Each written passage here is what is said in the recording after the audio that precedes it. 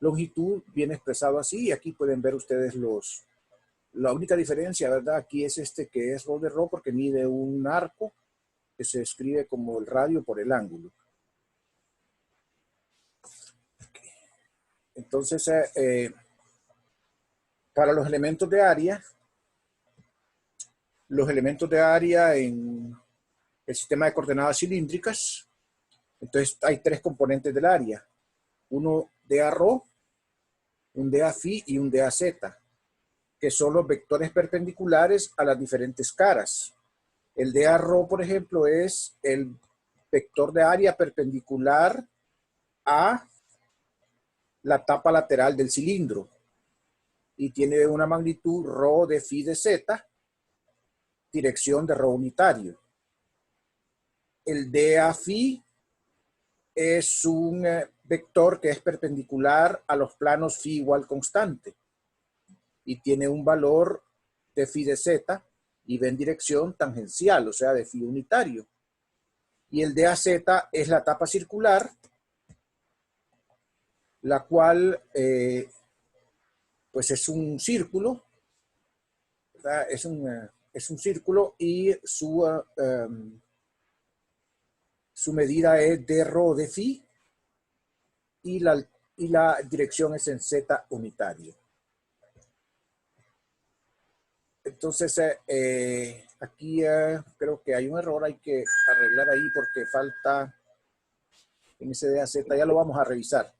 Ya vamos a revisar aquí en este punto, este dA zeta. Ok, entonces estos serían los elementos de área en coordenadas cilíndricas. Entonces, si ustedes tienen una figura, un cilindro, por ejemplo, y quieren escribir el elemento diferencial de área de cada una de las superficies, si es una superficie lateral es este, si es un plano phi igual constante es este, y si es una tapa circular del cilindro es este que está acá.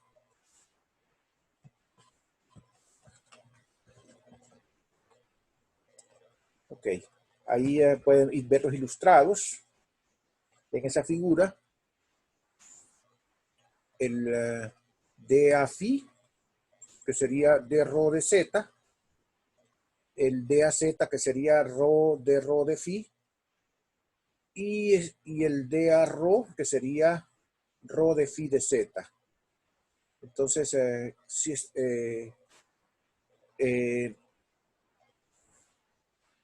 esos serían entonces los elementos de área. Esta es una cara, entonces, que va en dirección de phi unitario y tiene entonces dz de rho, por eso es dA phi. Esta que está acá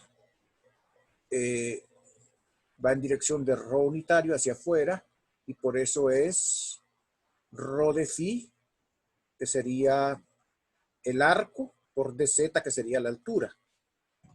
Entonces todos tienen sentido, ¿verdad? Son elementos diferenciales de área.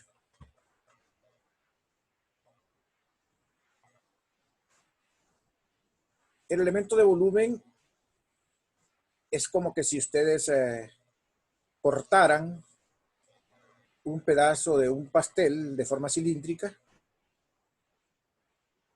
y entonces el elemento de volumen sería dz, que sería esta altura, d rho, que sería esta longitud, y rho de phi, que sería esta dimensión de acá.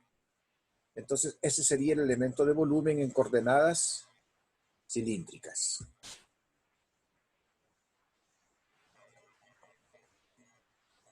Ok, entonces finalmente el otro sistema de coordenadas que vamos a tratar son las coordenadas esféricas.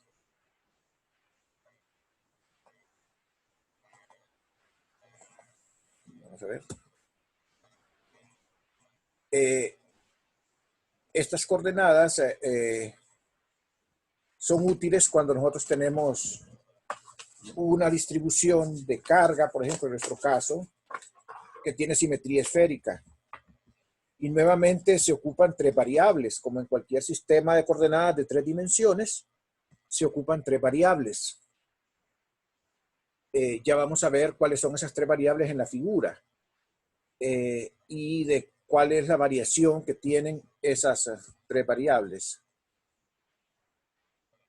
Aquí tenemos, por ejemplo, las variables, o sea, las coordenadas esféricas serían la coordenada R, que viene definida como la distancia que hay desde el centro de la esfera al punto P en la superficie de la esfera.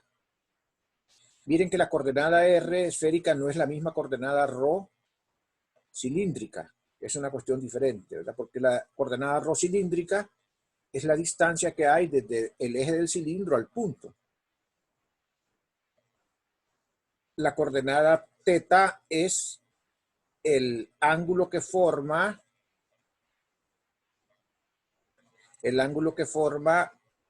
el R, el vector R, la coordenada R, con el eje Z, Esa sería la coordenada θ. Y finalmente la coordenada φ. Ustedes tienen aquí el R y lo proyectan en el plano XY y les da esta proyección que está acá. Entonces el ángulo que forma esa proyección del vector R con el eje X positivo le llamamos φ. Esa es la coordenada φ. Entonces las cantidades estas pueden variar y los límites de variación son, pues R puede ser desde 0, desde que están en el centro, hasta más infinito. Una esfera de radio infinito.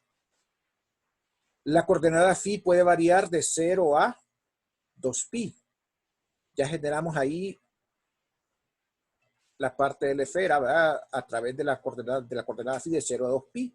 Y la coordenada θ varía desde 0 hasta π. Porque en lo que ustedes están generando acá, al mismo tiempo están dando vuelta y entonces ya generaron la esfera completa. No necesitan hacer variar θ de 0 a 2π, sino que θ solamente varía de 0 a π. Entonces varía esta de 0 a π, ahí varía π, de ahí varío de 0 a 2π φ y de 0 a infinito R para tener la esfera completa.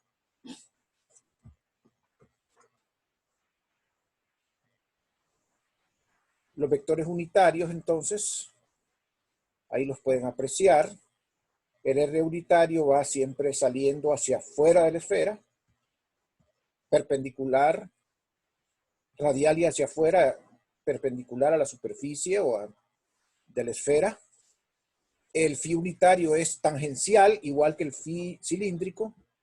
Y el θ unitario que va entonces en una dirección que va desde la dirección que tiene R hacia el eje Z. Recuérdense que esa es la definición del θ. Entonces, ahí tienen ustedes los tres vectores unitarios de las coordenadas esféricas. Al igual que en el caso de las cilíndricas, las coordenadas están relacionadas con las cartesianas. Por ejemplo, las ecuaciones que tenemos aquí arriba nos expresan la relación que hay entre la coordenada R y las coordenadas cartesianas X, Y y Z a través de esta fórmula acá. Es el teorema de Pitágoras otra vez. Y la coordenada φ está relacionada con las coordenadas cartesianas a través del arco tangente de Y entre X. Y la coordenada θ está relacionada a través del arco tangente de la raíz cuadrada de X al cuadrado más Y cuadrado dividido entre la coordenada Z. Esas serían las relaciones que nos dan las coordenadas esféricas en términos de las coordenadas cilíndricas. De forma inversa, tenemos las relaciones, entonces, que nos dan las coordenadas cartesianas en términos de las esféricas. X es R seno θ coseno φ, Y es R seno θ seno φ y Z es igual a R coseno θ. Entonces yo puedo pasar un punto o un vector con sus componentes de sus coordenadas cilíndricas a sus componentes, perdón, de sus coordenadas esféricas a sus componentes cartesianas, o si lo tengo en coordenadas esféricas, pasarlo de esas coordenadas esféricas a sus correspondientes coordenadas cartesianas. Igual manera, los vectores unitarios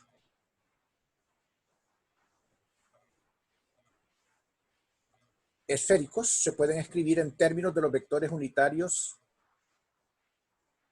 cartesianos. Aquí tengo el R unitario en términos de los vectores cartesianos, el teta unitario en términos de los vectores cartesianos y el phi unitario en términos de los vectores cartesianos. Igual, una transformación inversa les daría los vectores unitarios cartesianos en términos de los esféricos. Aquí tengo, por ejemplo, el X unitario, ¿verdad? En términos de teta y phi. Aquí se fue esa palabra teta que no va, es simplemente coseno teta, coseno phi. Esa palabra teta ahí la obvian, por favor, que se fue. Aquí lo que quiso poner el procesador fue teta unitario. Entonces se escribió la palabra, ¿verdad? Entonces lo que va aquí es el símbolo teta unitario. Voy a probar a ver si mejora mi lápiz con eso. Uy, qué terrible. Más o menos. Teta unitario. ¿Verdad? Ok. Aquí tenemos el Y unitario en términos de también de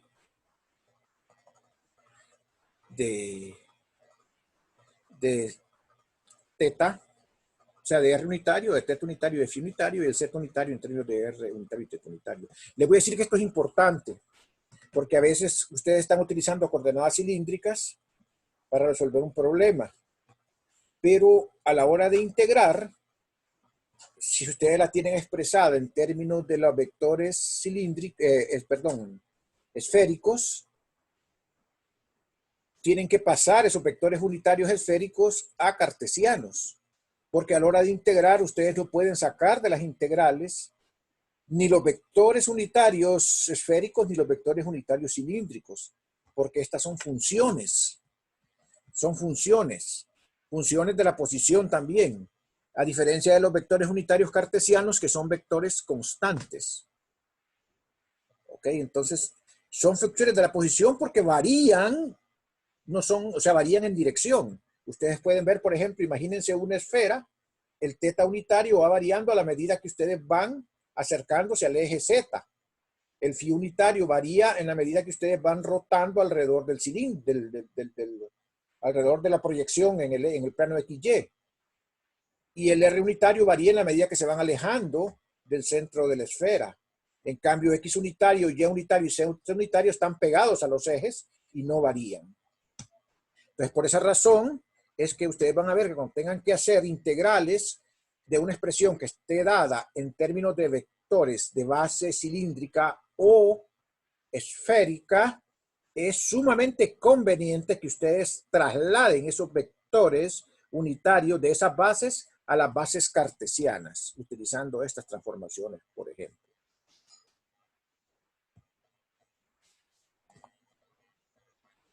Ok. Al igual entonces que con las otras es posible hacer la transformación a la inversa, dar las coordenadas esféricas en términos de las cartesianas. Entonces las relaciones son estas que están acá. Rho igual a R seno teta, phi igual a phi, z igual a R coseno teta. Y de forma inversa, tenemos de forma inversa,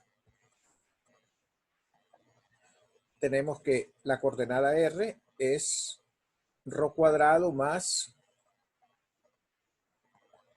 z cuadrado raíz cuadrada. El phi es el mismo. Y aquí hay un error, solo quiero que corrijan. Realmente estas son las relaciones entre las coordenadas. Aquí, por favor, corrijan. Estas son las relaciones que hay entre las variables esféricas y las variables de las coordenadas cilíndricas. Porque pueden ver ustedes que ρ es la coordenada ρ cilíndrica. Teta es la coordenada teta esférica y r es la coordenada r esférica. La coordenada phi cilíndrica es la misma coordenada phi esférica. La coordenada z es cilíndrica, la coordenada r esférica y la coordenada teta esférica. Entonces, aquí corrijan, por favor. Ahí hay un error porque son la relación, apunten en un papelito ahí en la diapositiva para que la corrijan, o sea, para que corrijan ustedes eso no, a la hora que estudien la diapositiva, que hay un error en esa diapositiva, porque esta es la relación que hay entre las variables cartesianas y las variables esféricas y las variables cilíndricas. Entonces, por favor, corrijan eso.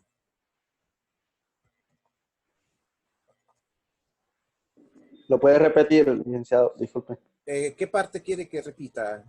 ¿Eso último? Sí, lo de la corrección. ¿Lo de la? Perdone, no lo escuché bien. Lo de la corrección.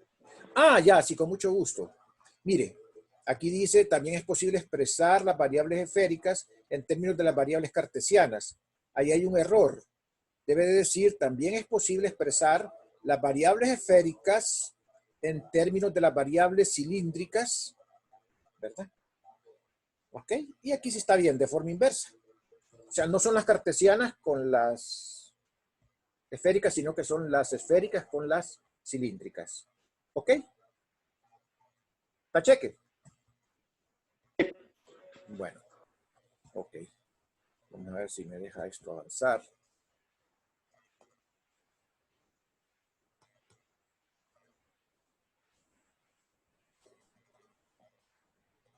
Parece que ahí termina la...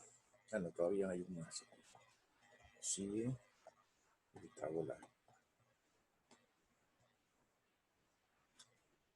La presentación ya la vamos a ampliar. Ok. La trayectoria en coordenadas esféricas ya vimos, ¿verdad? Cómo es en cartesianas, cómo es en cilíndricas y cómo es en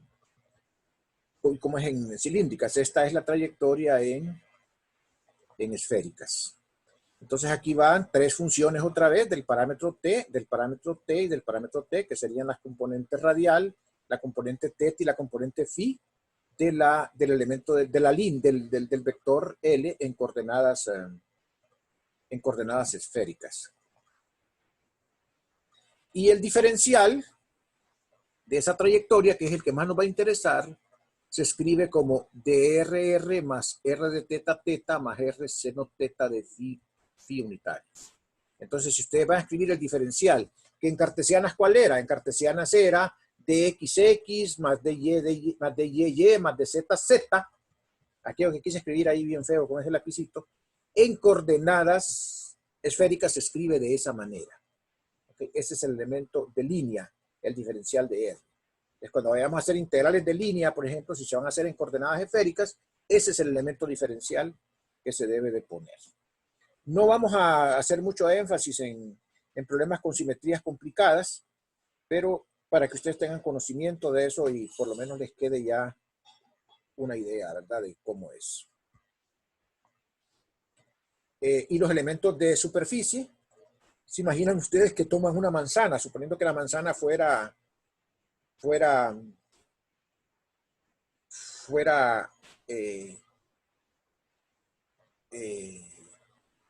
una cebolla? Primero imaginemos que es una cebolla. A la cebolla le pueden ir quitando capitas. Pues cada capita esférica de la cebolla sería un elemento radial de área. Ese sería el elemento radial, la capita de la cebolla. Entonces, ese elemento de área, si agarro un pedacito de la capa esférica que le quité a la cebolla, ese pedacito tendría como elemento diferencial r seno teta de phi, y el vector de área sería r unitario. De la superficie es el escalar, esto que está acá, y el vector unitario le da la característica al área. Si ustedes hicieran un corte ahí mejor imagínense la manzana, por ejemplo, como si fuera una esfera, e hicieran un corte a lo largo de un plano que forma un ángulo θ con el eje Z, entonces este sería el vector unitario de los puntos que están en ese plano, del elemento diferencial. Y si hicieran un corte a lo largo de la dirección phi, o sea, un corte como que partieran a lo largo o sea, desde el hemisferio norte hasta el hemisferio sur, que partieran así la manzana, eso definiría un plano phi igual constante, y entonces el elemento de área de ese plano phi igual constante sería R de θ por phi unitario. Entonces, esos serían los elementos de área. Entonces el vector de área total es un vector que tiene esta componente radial, esta componente en θ y esta componente en phi.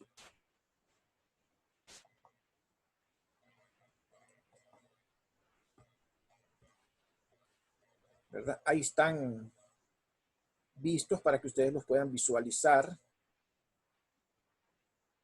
¿Verdad? Como que si tomaran volúmenes de cubitos, solo que son cubitos que tienen líneas curvas, aristas curvas.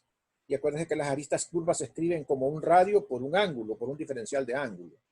Entonces, ahí están las tres figuras que nos ilustran los diferenciales de área.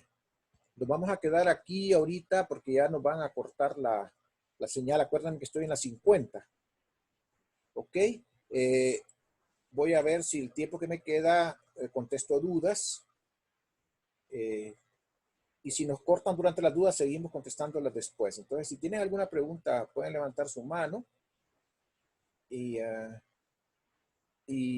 los atiendo. Les doy autorización para que usen su micrófono.